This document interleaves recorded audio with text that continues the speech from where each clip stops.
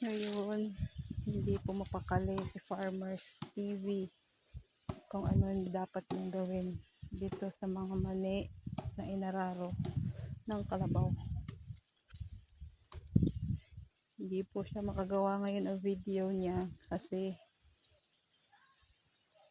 parang halo daw po ang nararamdaman niya.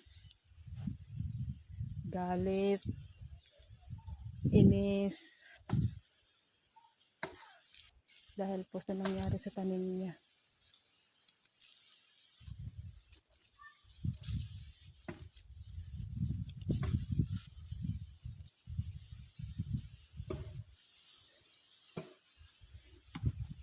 Kasi kung kayo rin naman po, yung pinaghirapan nyo,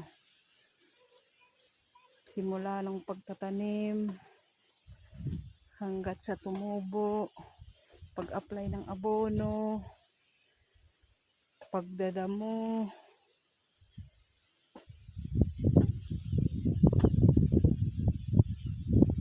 hanggang sa ngayon.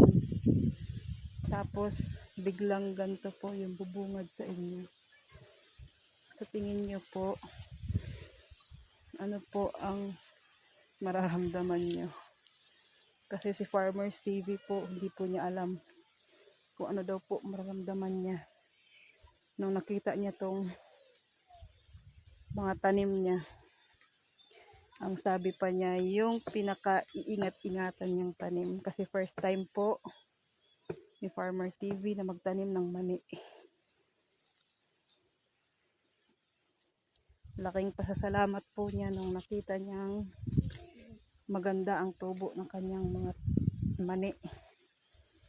Tapos sa isang iglap, actually po, marami pa naman natitira. Nakikita nyo naman po, sa lawak po ng tanim ni Farmer TV na mani, marami pa naman pong natira. Nanghihinayang lang po talaga siya doon sa mga puno na dapat may bunga na po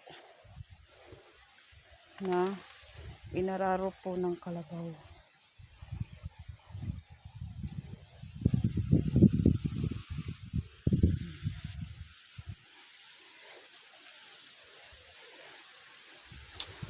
Sa mga kapanood nito guys,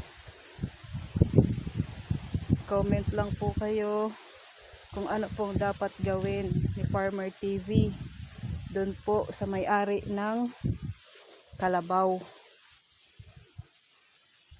Kasi kung tutuusin po, wala naman pong kasalanan yung kalabaw. Kasi yung kalabaw naman po hayop at hindi naman ho nakakapag-isip. Ang may problema po doon, yung may-ari at hindi po tinali ng maayos. Ano? Kaya, comment lang po kayo mga guys kung ano po ang dapat gawin ni Farmer TV. Salamat sa panonood guys. Thank you.